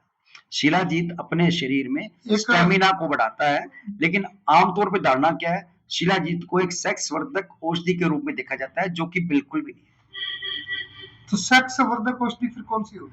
सेक्स वर्धक औषधियां बहुत सारी है, जैसे मैंने आपको बताया, आपने सफेद मुसली बोला अभी, सफेद मुसली है, अश्वगंधा है, कोंच है, लेकिन इनको लेने का एक तरीका होता है कि अपने अपना शरीर अपना आयु ऑब्जर्व कर सकता है, नहीं कर हाँ सकता। ऑब्जर्व कर सकता है, नहीं कर सकता है, बॉडी का कैपेसिटी क्या है, टेम्परेचर क्या है बॉडी का, देश, आयु, परिस्थिति, काल, इसमें अपना मौसम, सारा कुछ देखा जाता है, उसके अकॉर्डिंग इसको यूज करना चाहिए। कोई भी जो दवा है उसे सीधे उपयोग में नहीं लेना चाहिए। दवा सीधे उपयोग में ही लेंगे, लेकिन चिकित्सक की सलाह अनुसार। चिकित्सकीय सलाह आवश्यक। हाँ आवश्यक है। धरण, कोडी, ये भी आयुर्वेद की पार्ट है। धरण और कोडी अपने जीवन का एक हिस्सा है। कुछ लोग इसको बिल्कुल नहीं मानते हैं, ऐसा नहीं है। धरण शरीर में पड़ती भी है और धरण निकाली भी जाती है, कोडी पड़ती भी है, निकाली भी जाती है। लेकिन ये है कि अपने को धरण पड़ी किस कारण से, गर्म चीजें खाने से या वजन उठाने से या किस कारण से हुई, तो उस चीज का ध्यान रखा रहा है। जो धरण बार बार नहीं पड़ेगी, धरण को जो अपने नेवल की जो थेरेपी होती है उसके द्वारा इसको मशीन के द्वारा भी निकाला जाता है। और अपने सामान्य तौर पे देखते हैं, अपने को ऐसे बहुत लोग मिल जाएंगे जो धरण निकालने के एक्सपर्ट होते हैं। धरण होती है, और धरण अगर अपने शरीर में धरण है तो अपना खाना पीना उठना बैठना बहुत मुश्किल हो जाता है, और जैसे ही धरण निकल जाती है अपने बिल्कुल सामान्य हो जाते हैं। धरण होती है राजेश। कोडी क्या होती है सर? कोडी, जैसे धरण के बारे में चर्चा करें, कोडी में भी क्या है कि अपने वो पेट से ही कुछ जैसे वजन या कुछ झटका लगने से, अचानक कुछ वजन उठाने से, ये भी धरण। कोडी में दर्द भी रहता है? कोडी में दर्द भी रहता है, इस जगह पे बिल्कुल यही रहता है जी, बिल्कुल कोडी का ही पेन, ये कोडी का पेन होता है। ओके। लेकिन इसके लिए भी मैं आपको यही कहूंगा कि कहीं ये अपनी स्प्लीन का पेन तो नहीं है, तिल्ली का पेन तो नहीं है, अपने इसको कोडी मान बैठे। तो ज्ञान होना जरूरी है कि अपने को स्प्लीन पेन है, सलाह आवश्यक है। सर गर्मियां खूब पड़ेंगी यहाँ पे और पसीना पसीन तर बतर, तो गर्मी के लिए क्या सजेशन देंगे? गर्मी से यही है कि अपने जब 12 से 2 बजे का 3 बजे का टाइम है, उस समय घर से कम निकला जाए। अच्छे अपने जो अपने मौसमी फल हैं उनका सेवन किया जाए। जैसे अपने यहाँ पे गर्मियों में फालसा बहुत आता है, फालसे का शरबत बहुत अच्छा रहता है। और ऐसी बहुत सारी चीजें हैं जो अपने घरों में बनती है, जैसे कि गोंद कतीरा अपने को सुनने को मिलता है, ऐसी चीजों का सेवन किया जाए। आयुर्वेद में भी ऐसी बहुत सारी चीजें हैं, शीतल पेय आते हैं, शरबत आते हैं, उनके सेवन से अपने गर्मी से बचाव किया जा सकता है। मैं यही कहूंगा कि जितना हो सके बचाव किया जाना चाहिए और नॉर्मल खाना पीना जैसे कि गर्म जो जिस चीज की तासीर गर्म है उस चीज का सेवन ना किया जाए। कुछ कॉम्बिनेशंस रहते हैं कि मूली के साथ दही नहीं खाना चाहिए, घी शहद का रहता है, कुछ कॉम्बिनेशन ये जो रहते हैं, किस तरह के कॉम्बिनेशन है सर ये? इसको आयुर्वेद में विरुद्ध आहार माना जाता है। जैसे अपने आम भाषा में बोलते हैं सर्द गर्म, कि गर्म के ऊपर ठंडा नहीं लेना चाहिए और ठंडे के ऊपर गर्म चल सकता है। जैसे कि दूध और नमक का सेवन साथ नहीं करना चाहिए। ये चीजें बिल्कुल ऑथेंटिक है और इनको फॉलो करना चाहिए। अगर अपने विरुद्ध आहार लेते हैं तो वो अपने शरीर में गंभीर समस्या के रूप में उत्पन्न होती है। इसलिए विरुद्ध आहार का सेवन बिल्कुल नहीं करना चाहिए। सर क्या कहना चाहेंगे हमारे चैनल के माध्यम से? आपके चैनल के माध्यम से राजेश जी मैं यही कहना चाहूंगा कि आपने शुरुआत की, आज बहुत अच्छी शुरुआत की, जिसमें आपने बोला कि तन मन धन ये चीजें। बिल्कुल। मैं आपको ये कहना चाहूंगा कि आयुर्वेद तन मन और आत्मा है, न कि धन है। लोगों ने आयुर्वेद को तन मन के साथ धन से जोड़ दिया है। आयुर्वेद का जो संबंध है वो आत्मा से है, वो धन से बिल्कुल नहीं है। ठीक है कि अपने को अपने जीवन यापन के लिए धन की आवश्यकता रहती सर है। मैं इसको हाँ जी। मैं फिर उसी लाइन पे आ रहा हूँ कि मेरा लाइन यही था कि स्वस्थ तन, प्रसन्न मन और पर्याप्त धन। पर्याप्त धन मैंने इसको धन को अलग से जोड़ा हुआ है, आपने जोड़ा हुआ है, पर्याप्त बिल्कुल धन, और तभी जिंदगी सुखी हो सकती सुखी है। हो सकती आज है। कोई व्यक्ति बीमार हो गया, उसके उसके पास अगर धन नहीं है तो वो कहाँ से अपना ट्रीटमेंट करवाएगा? बिल्कुल बिल्कुल उसके पास उतना सा धन होना आवश्यक है कि जिससे वो अपनी दैनिक जो दिनचर्या है उसके लिए उसको किसी के आगे भी हाथ नहीं फैलाना पड़े। उसके जो सामान्य कार्य हैं उतना धन जिंदगी में आवश्यक होता है कि जिससे वो प्रसन्न रह सके। इसीलिए मेरा ये मानना है कि स्वस्थ तन, प्रसन्न मन बहुत बहुत और बहुत जरूरी है। पर्याप्त धन। पर्याप्त धन बिल्कुल जरूरी है, लेकिन मैं इसको ये कहना चाहूंगा कि जो धन उपार्जन का तरीका है वो बिल्कुल एक जेन्युइन होना चाहिए। उसमें ऐसा नहीं कि अपने को लग रहा है कि ये फॉर्मूला दे करके अपने 100 रुपए की चिकित्सा कर करके पेशेंट को ठीक कर सकते हैं, तो अपने उससे 1000 रुपए क्यों लें? सर परमात्मा देख रहा है, परमात्मा वो तो देख सबका रहा है। हिसाब करेगा। ये है कि अगर अपने स्वस्थ मन के लिए, स्वस्थ तन के लिए और आत्मा के लिए अगर कार्य करने हैं तो धन की कमी कहीं नहीं आने वाली, मेरा ये मानना है। ऑर्बिट टॉक शो के आज के पॉडकास्ट में वैद्य वरुण गुप्ता जी, लगभग 75 वर्षों से इनका परिवार सक्रिय है। रोग के बारे में बात हुई और मुख्य रूप से मैं जहां तक समझ पाया हूँ कि आयुर्वेद उपचार के साथ साथ मुख्य रूप से जीवन शैली है। अगर हम आयुर्वेद को फॉलो करते हैं तो हमारी जो जीवन शैली है वो जब परिवर्तित होगी, हम प्रसन्न रहेंगे तो रोग हमसे दूर रहेंगे, क्योंकि जहाँ तन और मन प्रसन्न रहते हैं वहां से रोग हमेशा ही दूर रहते हैं। धन्यवाद। जय हिंद, जय भारत। आरबी टॉक शो में पुनः मिलते हैं फिर किसी नए मेहमान के साथ।